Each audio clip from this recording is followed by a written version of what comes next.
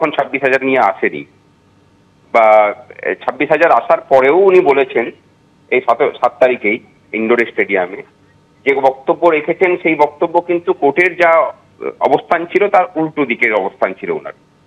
তা ওনার আমার মনে হয় যে একটু সুবুদ্ধি ফিরেছে, মানে কোথাও যেন একটা চাপ খেয়েছেন যে হ্যাঁ এই কেসটাতে অন্তত বেশি বাড়াবাড়ি করতে গেলে ওনার আরো বিপদ আছে। আমরা বলবো যে ওনার সুবুদ্ধি ফিরুক, সুপ্রিম কোর্ট যা অর্ডার দিয়েছে সেই অনুযায়ী উনি কাজ করুন।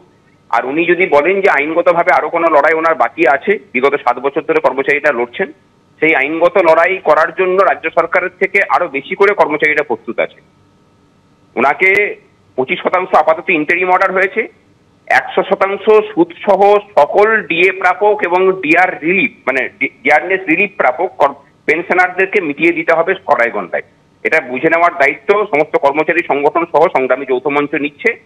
উনি প্রতিক্রিয়া দিন বা না দিন তাতে কোনো অসুবিধা নেই, উনি শুধু দায়িত্ব নিয়ে যে কাজটা করুন, সাংবিধানিক পরিকাঠামো অনুযায়ী সুপ্রিম কোর্ট যে নির্দেশ রাজ্য সরকারকে দিয়েছে সেই নির্দেশ অক্ষরে অক্ষরে পালন করুন।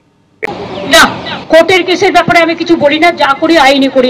দিলে আইনত মানতে হবে, এটা তো স্বাভাবিক ব্যাপার, এটা তো বলার বিষয় নেই। কিন্তু উনি আইনত মানেন না বলেই তো উনি সুপ্রিম কোর্টে অ্যাপিল করেছেন।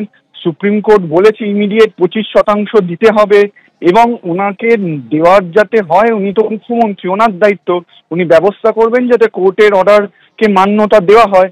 উনি কি বললেন তো সেটা বিষয় না, উনি কি করলেন সেটা হলো বিষয়। এটা খুবই ভালো যদি উনি কোর্টের অর্ডার মেনে নিয়ে 25% দিয়ে বাকি 75% পুরোটাই দিয়ে দেয়, কারণ পুরোটা দেওয়ারই তো অর্ডার আছে কোর্টের। এখনো অবধি উনি সেটা দেননি। উনি যদি এখন বলছেন যে উনি কোর্টের অর্ডার নিয়ে কিছু বলেন না, আইন মেনে চলেন, তাহলে আইন মেনে পুরো ডিএটা যেটা বকেয়া আছে সেটা দিয়ে দিক, তাহলেই তো হয়ে যাবে, তাহলে তো কোনো আর প্রবলেম থাকবে না।